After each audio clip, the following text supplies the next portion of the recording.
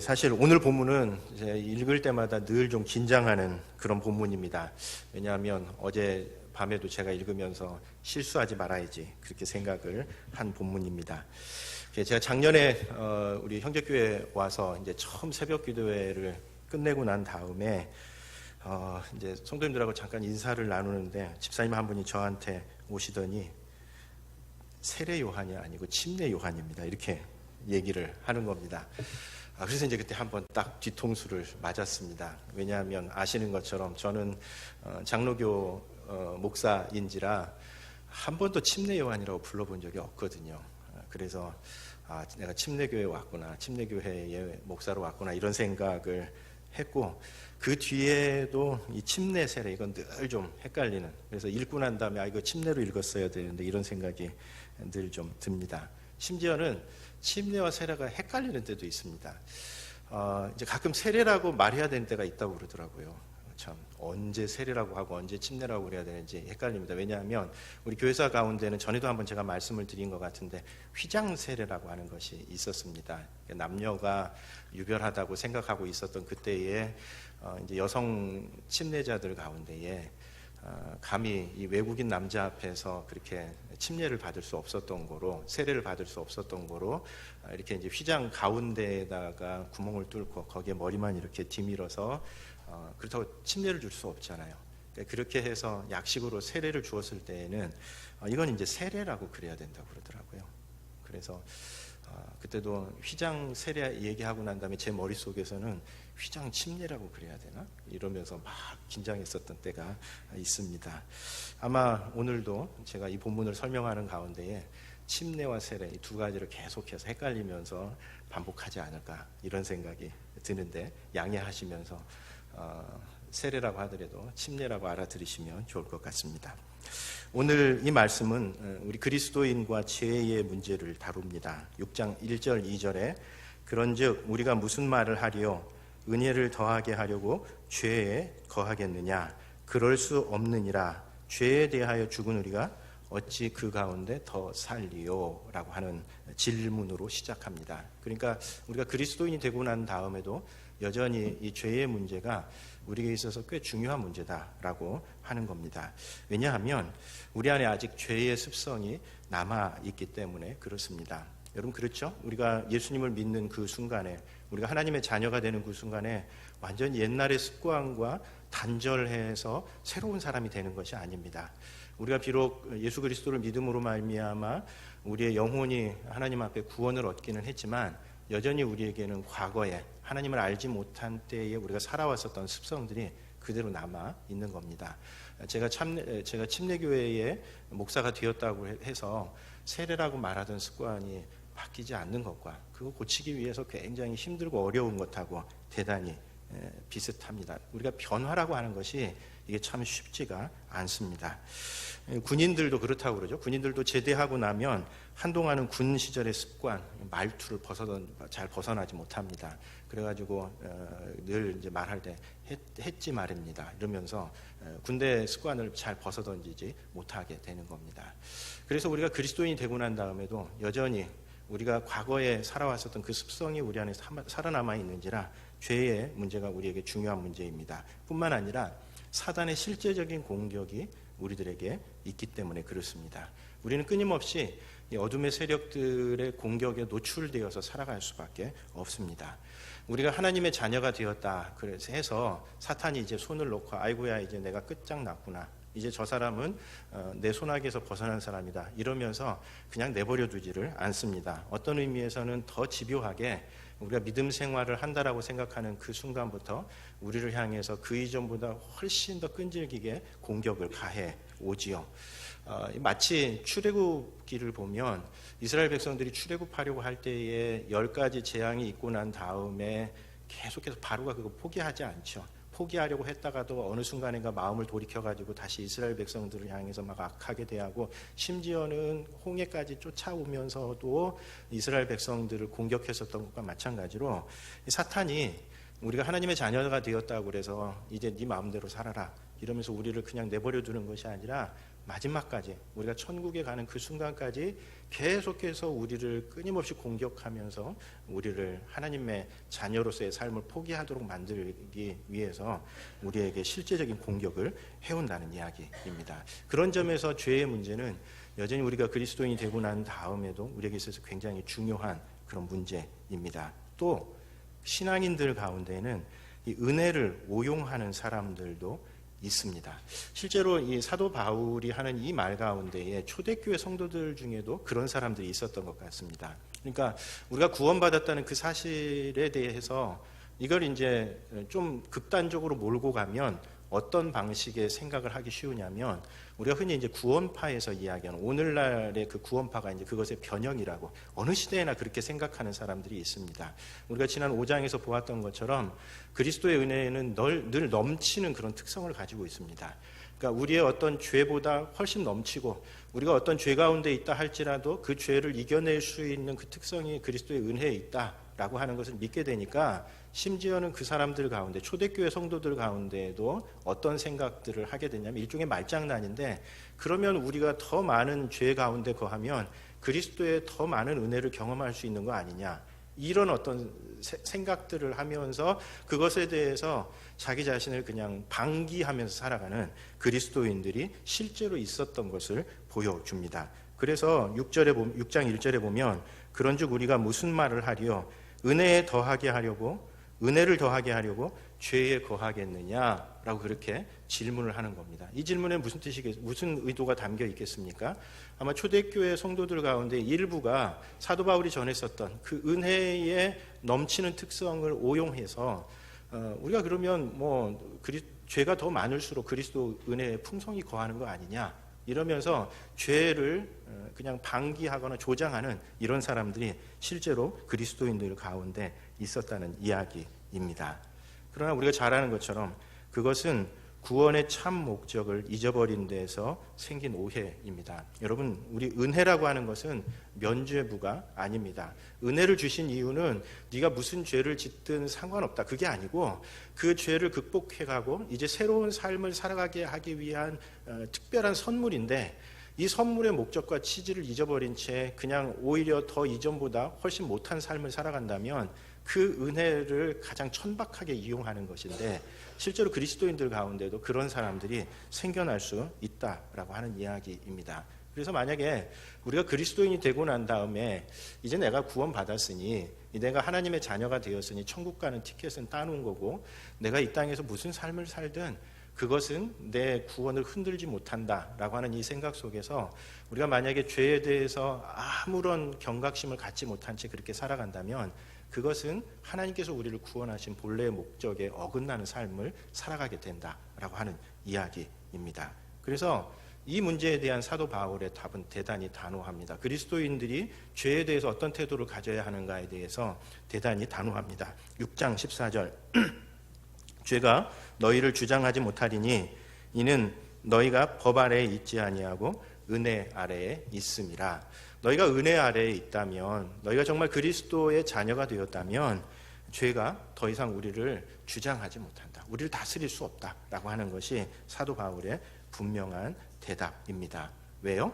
우리는 아담 안이 아니라 그리스도 안에 있는 사람이기 때문에 그렇습니다. 그래서 지난주에 우리가 보았었던 아담과 그리스도의 두 가지 대조가 뒷부분에까지도 영향을 주는 그 이유가 그래서 새로운 주제로 전환하면서 사도 바울이 아담과 그리스도의 두 가지 대조적인 모습을 이야기한 이유가 거기에 있었습니다. 우리는 이 땅에 그리스도의 그 구속을 통해서 아담이 대표자인 그 그룹과 그리스도가 대표자인 두 그룹이 생겨났는데 이 두 그룹은 완전히 다른 삶의 방식 속에서 살아가는 겁니다. 아담 안은 죄와 사망이 다스리는 곳이고 거기 통치하는 그런 공간이고 반면에 그리스도 안은 생명과 은혜가 통치하는 공간이라는 겁니다. 그런데 만약에 그리스도 안에 있다고 하면서 여전히 죄와 사망 가운데 끌려다니는 사람이 있다면 이게 말이 되느냐? 어떻게 우리가 그리스도 안에 있다면서 그럴 수 있느냐라고 하는 것이 사도 바울의 이야기인 겁니다. 그래서 사도 바울은 그 중간에서 왜 죄가 그리스도인들을 주장할 수 없는지, 왜 그래서는 안 되는지를 침례라고 하는 것을 통해서 사도 바울이 설명하고 있습니다. 여러분, 우리 개신교에서는 두 가지 성례만을 인정합니다. 성만찬, 우리가 이제 주의 만찬이라고 기념하는 그것이 성례이고요. 그 다음에 침례, 이 두 가지만을 성례로 인정을 합니다. 가톨릭 교회에서는 팔성사라고 해서 8가지 성례가 있다고 그렇게 이해하는 반면에 우리 개신교에서는 이 두 가지만이 성경적인 근거가 있는 성례다라고 그렇게 이야기를 합니다. 여러분, 우리는 너무 익숙해졌기 때문에 주의 만찬에 대해서도 좀 그게 어떤 의미를 갖고 있는지, 그리고 침례에 대해서도 그게 어떤 의미를 갖고 있는지 우리가 되게 좀 흐릿한 가운데 그렇게 살아가기 쉽지만, 여러분, 우리 기독교뿐만이 아니라 어떤 종교 집단이든 그 종교가 대변하는 그런 어떤 거룩한 예식들이 다 있습니다. 그런데 한번 생각을 해보면 그것이 그 종교를 대표하는 거룩한 예식이 된 데에는 그만한 이유가 있는 겁니다. 그냥 어느 날 갑자기 생각해 보니까, 그냥 어느 날 그걸 보니까 좀 멋있어 보이고 그래서 그것이 거룩한 예식이 되는 것이 아닙니다. 그것이 거룩한 예식으로 자리 잡는 데에는 그 종교가 표방하고 있는 근본적인 메시지를 아주 잘 대변하고 있기 때문에 그렇습니다. 우리 개신교회에서 성만찬, 주의 만찬과 침례를 두 가지 성례로 인정하는 것은 이 두 가지 예식이 우리가 전하는 복음의 메시지를 그야말로 실체적인 방식으로, 정말 우리가 손에 만질 수 있고 우리가 접할 수 있는 방식으로 우리에게 전해주기 때문에 그렇습니다. 여러분, 이 주의 성만찬이라고 하는 것, 주의 만찬이라고 하는 것은 어떤 의미가 있습니까? 우리가 너무 익숙하죠. 그래서 우리에게 사실 아무런 감동도 주지 못할 수 있지만, 그러나 여전히 주의 만찬, 성만찬은 주님의 살과 피를 상징합니다. 그럼 우리 기독교의 가장 중요한 핵심이 뭐죠? 우리 기독교의 중심에 뭐가 있습니까? 예수 그리스도의 그 십자가와 부활, 대속 사건이 있습니다. 주님께서 우리를 위해 살을 내어주시고 우리 죄를 대속하시기 위해 흘리셨던 그 피, 그것이 우리 기독교 복음의 가장 핵심에 있고, 그것을 우리가 눈에 확인할 수 있는 방식으로 표현하는 것이 바로 이 주의 만찬이고 성만찬입니다. 그런 점에서 이 성만찬은 우리 기독교의 메시지를 아주 압축된 형태로, 우리가 무엇을 전하는가 하는 것을 누구나 다 이해하고 알아볼 수 있고 만질 수 있는 그런 형태로 우리들에게 전해주는 겁니다. 그것은 침례도 마찬가지입니다. 이 침례도 우리가 전하는 이 기독교 복음의 메시지를 사실 그 어떤 것보다도 가장 단순하면서도 가장 명확하게 표현해내는 것이 바로 이 침례입니다. 그래서 사도 바울은 오늘 침례의 근거에서 침례의 의미가 뭔지를 다시 성도들에게 일깨워주고 있는 겁니다. 여러분, 오늘 본문을 보면 믿는 것에 대해서 연합하는 것이다 라고 그렇게 설명을 합니다. 오늘 본문에서 가장 많이 나오는 단어가 합하여, 그리스도와 연합하여 라고 하는 이 표현입니다. 그러니까 믿음이라고 하는 것은, 우리가 믿음 생활을 한다는 것은 그 어떤 사람과 연합하는 것이라는 겁니다. 여러분, 그렇죠? 내가 누구를 믿는다는 것은 무슨 뜻이죠? 내가 그 사람을 지지하고 내가 그 사람과 동조한다 라고 하는 그런 의미입니다. 우리가 예수님을 믿는다는 것도 그런 의미를 갖는다는 겁니다. 믿음이라고 하는 것은 그 사람과 연합하는 겁니다. 그래서 우리가 여기 보면 우리가 그리스도, 그의 죽으심과 합하여, 그리스도와 연합하여라고 하는 이 표현을 헬라어 단어로는 에이스라고 하는 그 전치사를 사용하는데, 이것은 영어로는 into라고 하는 말로 바꿀 수 있습니다. 그러니까 우리가 그리스도를 믿는다는 것은 무슨 뜻이냐면, 우리는 believe into 하는 거라는 겁니다. believe into. 그러니까 누구를 단순히 믿는 데서 그치지 않고 그 사람과 그 사람의 인격과 연합하는 그런 믿음. 우리의 믿음이라고 하는 것이 그런 어떤 연합이다라고 그렇게 이야기를 하고 있는 겁니다. 그런데 이 침례는 우리가 그리스도와 연합했다라고 하는 것을 아주 잘 표현하고 있는 그런 의식입니다. 여러분, 우리 침례할 때의 그 과정들을 한번 좀 잘 생각해 보시면, 침례라고 하는 것은 되게 좀 단순한 의식입니다. 여러분, 물에 이렇게 잠기는 것은 어떤 의미를 갖죠? 예, 그동안 하나님을 알지 못한 채 죄 가운데 살아왔었던 우리가 이제 죽었다. 여러분, 물에 잠기면 죽는 것과 마찬가지로 이제 우리는 죽었다라고 하는 그런 의미를 그 가운데 담고 있습니다. 물속에 잠기는 것은 예수님께서 십자가에 죽으신 것처럼 죄 지은 내가 죽은 것이다 라고 하는 의미를 담습니다. 그래서 3절에 보면 무릇 그리스도 예수와 합하여 침례를 받은 우리는, 세례 아닙니다. 침례입니다.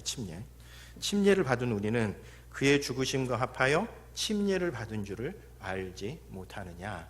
우리가 그렇게 물속에 잠기는 것은 예수 그리스도께서 십자가에 달려 죽으셨던 것과 우리가 연합하는 거라는 겁니다. 그래서 우리가 물속에 잠기는 것은 그리스도께서 죽으셨던 것과 마찬가지로 우리들 자신이 죽는 것이다 라는 이야기를 하는 것이고, 반면에 물 위로 올라오는 것은 무슨 의미를 갖겠습니까? 이제 새로운, 하나님을 알지 못한 채 죄 가운데 살아갔었던 우리는 죽고 이제 하나님의 자녀로 우리가 다시 태어났다라고 하는 그런 의미를 갖습니다. 그래서 5절에 보면, 우리 5절 한번 같이 읽어보도록 하겠습니다.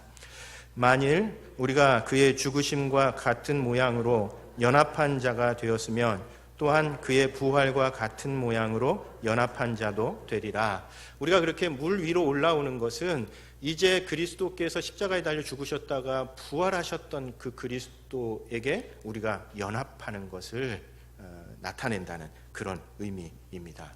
그래서 침례라고 하는 그 의식 자체는 내가 죄 가운데 살아가던 나 자신이 죽고 이제 하나님 앞에 새로운 내가 되어서 탄생했습니다 라고 하는 그런 의미를 갖고 있다는 겁니다. 그리고 초대교회에서는 이렇게 물 위로 올라온 사람들에게 흰 옷을 입혀주었었던 전통이 있었던 것 같습니다. 여러분, 물에 다 젖어 있으니 물 위에 올라오는 사람에게 흰 옷을 입혀주었었던 그런 의식이 있었던 겁니다. 여러분, 옷이라고 하는 것은 오늘날에도 그렇지만 성경 시대에는 그 사람의 신분을 나타냅니다. 여러분, 오늘날에도 우리가 그 사람 어떤 옷을 입었는가 보면 그 사람의 신분이 뭐겠구나라고 하는 것을 대충 짐작할 수 있는데, 옛날 시대는 그랬죠. 아예 그래서 신분에 따라서 입을 수 있는 옷과 입을 수 없는 옷이 완전히 구별되어 있었습니다. 그래서 그렇게 침례를 받고 올라온 사람에게 옷을 입혀준다라고 하는 것은 이제 당신이 새로운 신분의 사람이 되었다라고 하는 것을 의미하는 겁니다.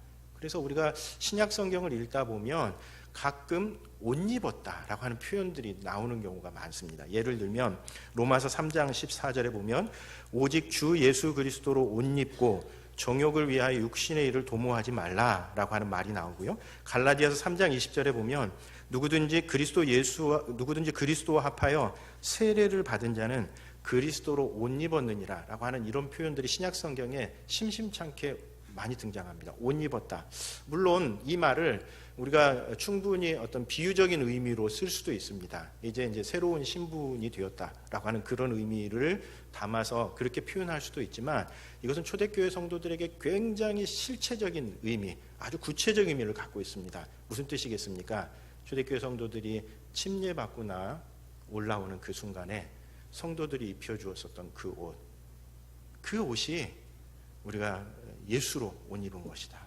이제 새로운 사람이 되었다라고 하는 것을 나타낸다는 의미입니다. 그러니 이제 우리가 어떻게 해야 되는 겁니까? 죄의 지배를 받아서는 안 된다라고 하는 이야기입니다. 우리 지체를 불의의 병기가 아니라 의의 병기로 하나님 앞에 드리는 것, 이게 침례받은 하나님의 백성의 마땅한 도리다라고 하는 그런 이야기입니다. 여러분, 사실 이렇게 저 자신의 이제 그 목회자로서 혹은 저 자신도 한 사람의 그리스도인으로서 살아왔었던 이 과정들을 좀 되돌이켜 보면 제게 있어서 몇 가지 좀 중요한 전환점들이 좀 있었습니다. 뭐 예를 들면 제가 처음으로 성경 한 권 전체에 대해서 눈을 뜨게 된 것, 그래서 성경 한 권 전체를 통으로 읽는 것이 굉장히 중요하구나라고 하는 것을 깨달았었던 것은 고린도전서였습니다. 고린도전서 15장 정도 되는 되게 긴 서신인데, 어느 날인가 고린도전서를 공부하는 가운데에 이 고린도전서 전체가 한눈에 들어왔습니다. 그때의 감동이 제게 있었습니다. 아, 그렇구나. 그냥 말씀 하나하나도 의미가 있고 말씀 하나하나도 고린도 교회에게 주시는 메시지가 있지만, 고린도전서 전체를 통해서 고린도 교회에 주시는 그 말씀, 이것이 굉장히 제게 아주 깊은 울림을 주면서 다가온 적이 있습니다. 그러면서 이제 그때 처음으로 이 고린도 전서를 통해서 고린도 교회의 이런 문제와 그 문제에 대해서 사도 바울이 어떻게 목회자로서 목회적인 조언을 주는가 하는 것들이 한눈에 들어오면서 이 성경 전체를 한눈에 보는 것이 제게 굉장히 중요하구나라고 하는 것을 깨달았었던 그런 계기가 있었는데, 사실은 이 로마서 5장, 6장, 7장, 8장까지의 내용도 그런 전환점 가운데 하나입니다. 왜냐하면 제게 해석의 눈이 생긴 사건이기 때문에 그렇습니다. 우리는 보통 복음을 칭의라고 하는 것에 초점을 맞추어서 설명을 합니다. 우리가 이제 누구에게 전도한다라고 이야기할 때 그 포커스, 그 복음을 전한다라고 하는 이야기의 초점은 당신이 죄인이고, 그리고 예수 그리스도께서 당신을 위해 십자가에 달려 죽으셨고, 그 예수 그리스도를 믿는 순간 당신은 하나님의 자녀가 됩니다. 이게 이제 칭의입니다. 이신칭의.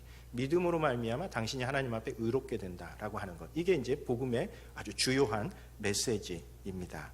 그런데 로마서는 사실 1장부터 4장까지의 내용이 바로 그 내용입니다. 우리가 왜 그리스도께서 우리를 위해 죽을 수밖에 없었고, 하나님께서는 왜 우리에게 믿음으로 말미암는 구원의 길을 여셨는가 하는 것이 1장부터 4장까지의 내용입니다. 그런데 어느 날인가 로마서를 공부하는 가운데에 이 5장, 6장, 7장의 내용이 제게 눈에 들어오기 시작했습니다. 그리고 이 5장, 6장, 7장, 8장까지의 내용은 우리가 흔히 이야기하는 성화라고 하는 내용입니다. 그래서 그 이전까지 제가 로마서 앞부분에 초점을 맞춰서 복음에 대해서 설명하던 저와는 좀 다른 입장에서 이 후반부를 다루게 됐습니다. 당장 무엇이 눈에 들어왔냐면, 사도 바울은 칭의라고 하는 것을 거의 똑같은 비중으로 성화에 대해서 이야기합니다. 우리가 그리스도인 되고 난 다음에 여전히 우리 안에 있는 이 죄를 하나님 앞에서 극복하면서 살아가는 이 삶이 우리 안에 있어야 한다는 것이 복음에 있어서 굉장히 중요한 내용이라는 겁니다. 이게 왜 중요할까요? 그럼 우리가 이 칭의에만 초점을 맞추게 될 경우에 너무나 값싼 복음을 양산해내는 경우가 많기 때문에 그렇습니다. 그래, 이제 내가 그리스도 안에서 예수 그리스도를 믿어요. 내가 구원받았습니다. 그 이후에 내가 하나님 앞에 거룩한 삶을 살아가야 한다는 것에 대해서 진지하게 도전해주지 않는 겁니다. 이제 내가 구원받았으니 이제 내 마음대로 살아가도 된다. 이런 어떤 삶의 태도들을 갖게 만드는 것이 우리가 그동안 전했었던, 자칫 잘못한, 그것이 잘못되었다는 의미가 아니라 우리가 복음에 대해서 다 온전하게 설명해 주고 가르쳐 주지 않음으로써 생겨나게 되는 그런 부작용들이 우리 안에 있다는 겁니다. 그래서 그 사람이 그리스도인인 건 맞는데 그리스도인다운 삶이나 그리스도인다운 사고방식은 전혀 없는 채 여전히 그리스도인으로 살아가는 사람들이 우리 안에 부지기수로 많아진 겁니다. 왜요?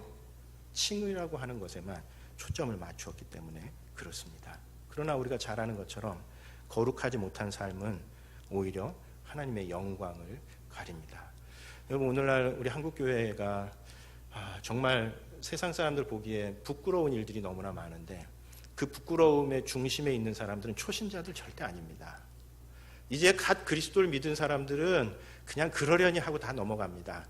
전부 다 굴지의 교회, 대표 교회의 대표자들이 전부 다 이 하나님의 백성답지 못한 삶을 살아감으로 말미암아 도리어 다른 사람들에게 복음의 길을 막는 이런 일들이 실제로 우리 안에서 나타나게 되는 겁니다.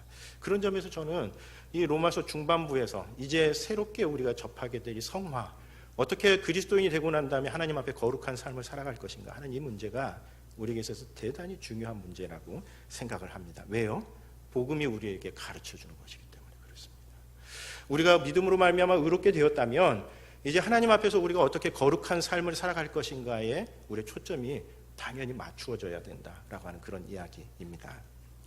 제가 요즘 그 침례교 청목 과정을 배우고 있습니다. 그러니까 제가 이제 장로교 목사인 거로 이제 침례교 목사가 되기 위해서 교단이 정하고 있는 일정 부분의 그 과정을 마쳐야 하는 겁니다. 제가 짧은 기간이긴 한 2주이기는 하지만 침례교 청목 과정을 제가 들으면서 사실은 이렇게 좀 이게 이런 말 하면 좀 그렇지만 그걸 또 배워야 한다는 게 좀 마음에는 좀 안 들었습니다. 왜냐하면 이미 다 배운 건데 또 배워야 하는 게 이게 좀 마음에 들지는 않았는데 제가 수업을 좀 들으면서 저 스스로 이렇게 되게 이렇게 새로 제가 깨닫게 된 그런 내용들이 몇 가지가 있습니다. 우선 우리 교회가 침례교회의 특징을 아주 잘 반영하고 있는 교회구나라고 하는 것에 대해서 좀 새롭게 깨달았습니다. 언제 기회가 되면 한번 좀 그거 정리해서 나누고 싶은 그런 생각이 드는데 아마 그 오랫동안 침례교회에 계셨던 분들은 잘 모르실 수도 있는데 워낙 그냥 익숙하기 때문에 그럴지 모르겠는데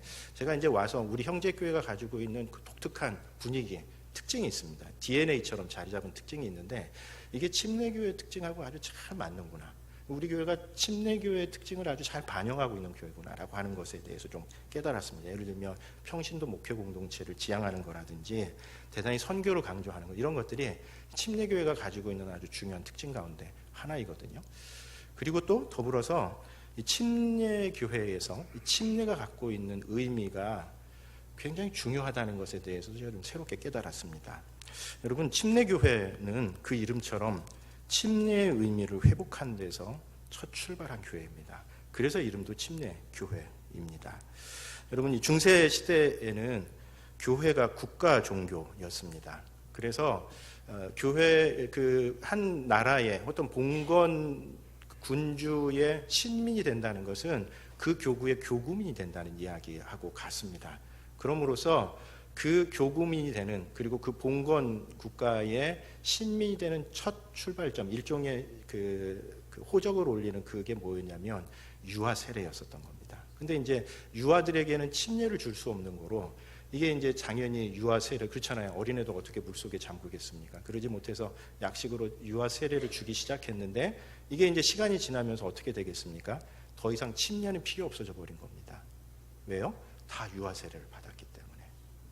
침례교회 출발점은 그렇게 국가교회가 되어버린 그 관행. 여러분, 사실 유아 세례를 받았었던 이 아이들이 자기들이 무엇을 알고 세례를 받았겠습니까?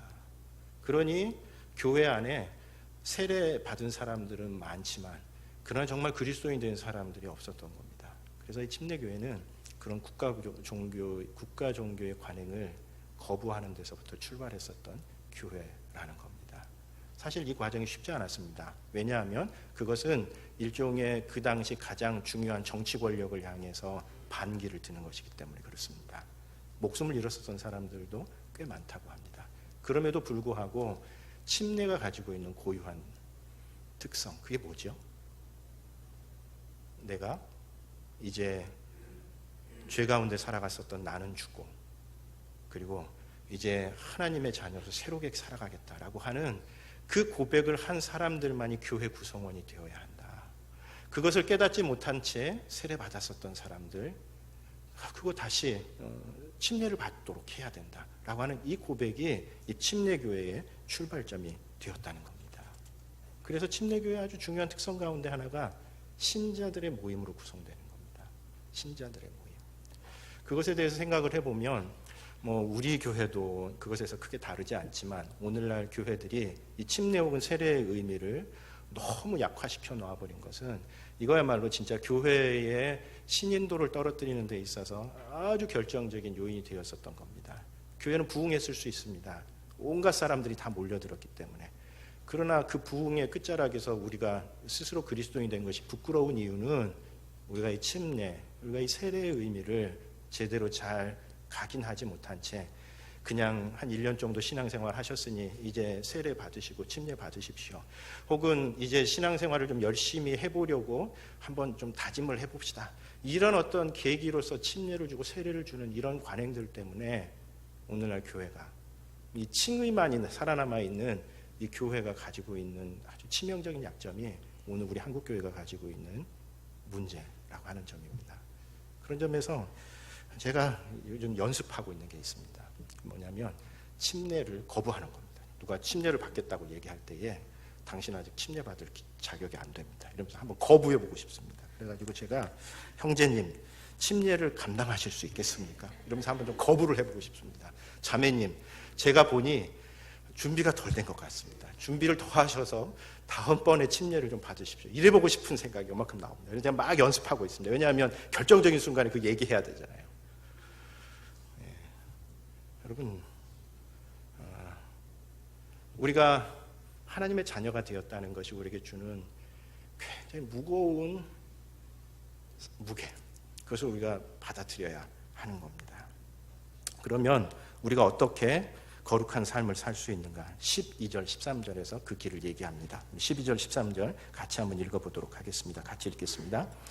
그러므로 너희는 죄가 너희 몸을 지배하지 못하게 하여 몸의 사욕에 순종하지 말고, 또한 너희 지체를 불의의 무기로 죄에게 내주지 말고 오직 너희 자신을 죽은 자 가운데서 다시 살아난 자 같이 하나님께 드리며 너희 지체를 의의 무기로 하나님께 드리라.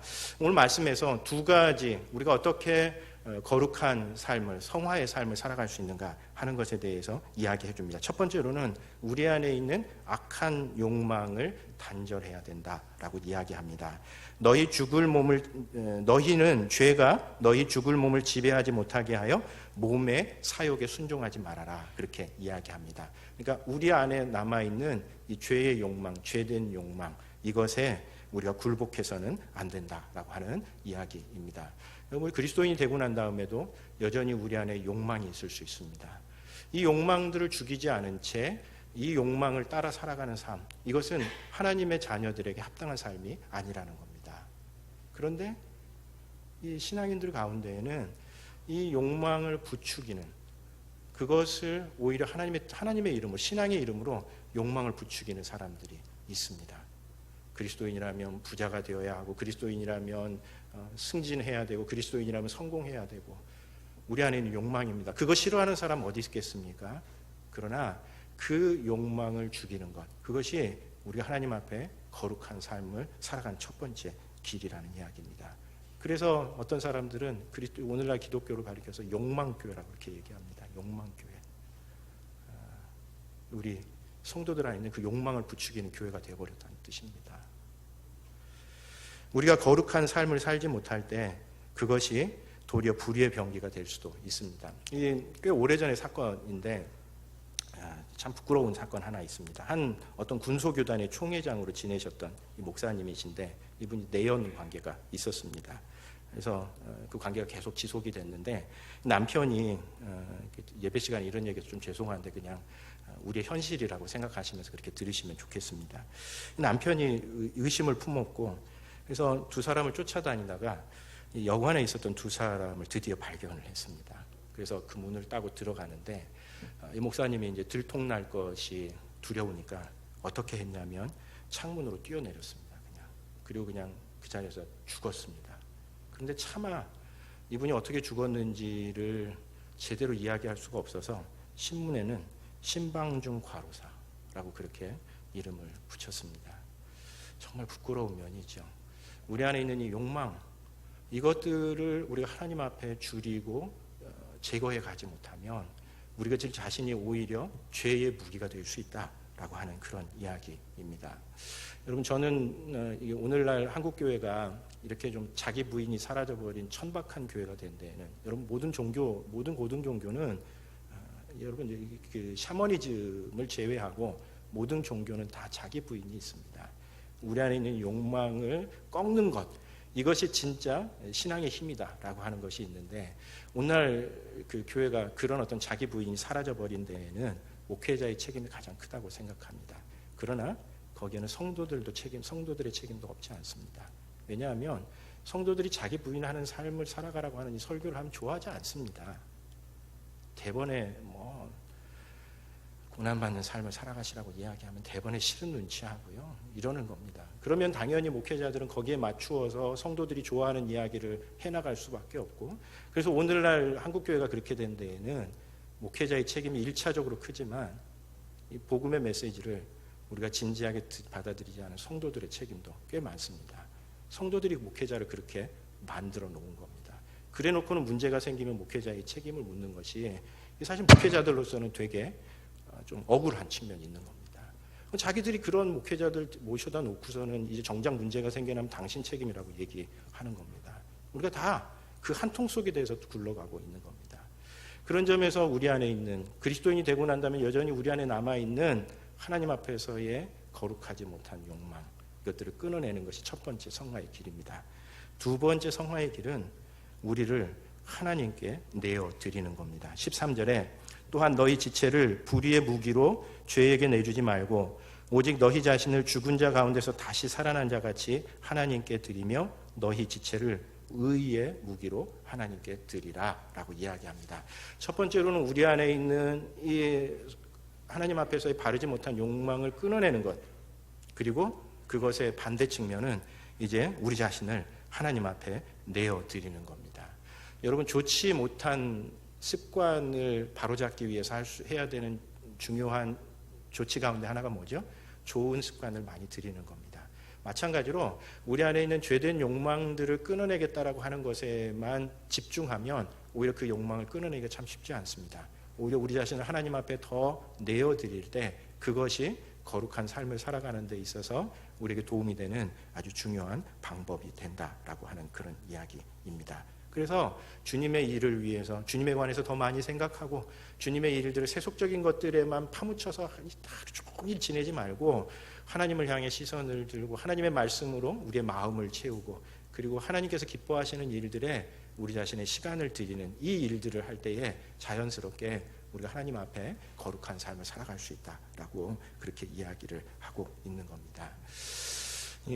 요번에 로마서 말씀을 제가 좀 묵상하면서는 제게 좀 또 다른 의미에서 이 로마서 성화에 관한 부분이 제게 좀 중요하게 다가왔습니다. 왜냐하면 처음에 제가 성화에 대해서 되게 중요한 메시지구나라고 하는 것을 깨달았을 때에는 우리가 어떻게 하나님 앞에 거룩한 삶을 살아갈 수 있을까 하는 데 대해서 약간 율법주의적인 접근을 제가 좀 많이 했습니다. 그런데 이번에 로마서 말씀을 묵상하면서는 이미 우리 안에 거룩한 삶을 살아갈 수 있는 능력이 우리 안에 주어져 있다라고 하는 것에 대해서 좀 더 초점을 많이 맞추게 되었습니다. 여러분 그 신학자들 사이에는 이제 목회자들 사이에는 이 로마서의 이 부분을 놓고 이 부분을 어떻게 풀어갈 것인가에 대해서 사실 좀 의견이 좀 많습니다.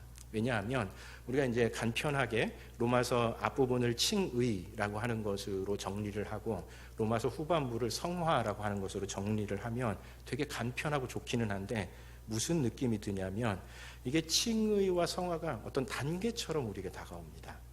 그래서 마치 우리들 가운데에도 나는 아직 칭의 받은 그리스도인이지 내가 거룩한 삶을 살아가는 그리스도인은 아직 되지 못한 것 같아. 이것에 대해서 그냥 자연스럽게 생각하게 되고 원래 의도는 그런 게 아닌데도 불구하고 칭의와 성화라고 하는 이 두 개를 나누어 놓으면 그리고 그것에 대해서 자기 자신을 합리화하는 그리스도인들이 꽤 많이 우리 안에 생겨납니다. 그래서 칭의 이건 좋으니까 내가 받아들이지만 성화 이건 부담스럽거든요. 그러니까 이건 아직 나로서는 좀 훈련을 더 많이 받아야 되고 더 깊은 영적인 은혜를 누려야 되고 이러면서 이 과정을 뒤로 미루는 그리스도인들이 되게 많습니다. 그래서 그렇게 가지 않도록 우리가 이걸 어떻게 잘 설명해야 될 것인가 하는 것이 이제 목회자들과 신학자들의 굉장히 중요한 과제 가운데 하나인데 그런 여러 가지 논의 가운데에 제가 요즘 가장 선호하고 있는 논의는 이 두 가지를 그리스도와의 연합이라고 하는 것으로 묶어내는 겁니다. 오늘 본문이 바로 그 이야기를 하고 있습니다. 여러분 사실 사도 바울은 칭의와 성화를 구분해서 이야기하지 않습니다. 그랬다면 칭의와 성화라고 하는 두 가지 개념을 다 썼겠죠. 그러나 사도 바울은 이 두 가지가 하나라고 생각을 했습니다. 그래서 칭의와 성화가 사실은 그리스도와의 연합이라고 하는 것으로 폭넓게 묶이는 것이 훨씬 더 좋은 것 같다라고 그렇게 설명을 하는데 저도 거기에 동의를 합니다. 여러분 그렇게 되면 무엇이 되겠습니까?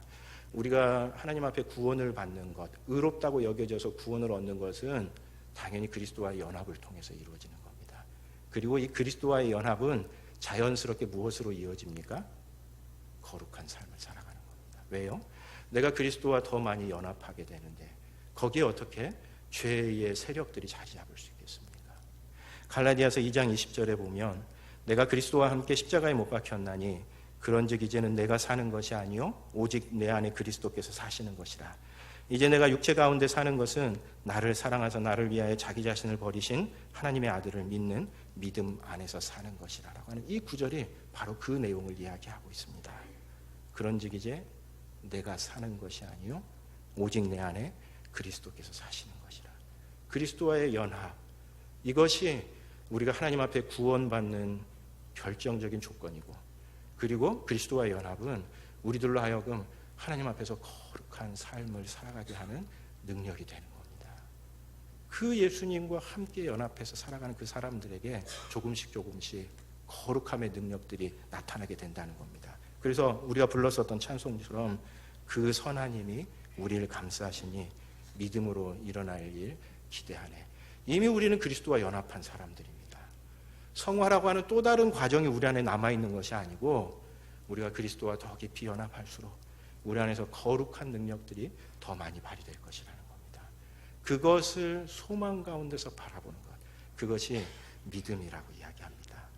여러분, 그리스도와 연합한 사람들입니다. 우리는.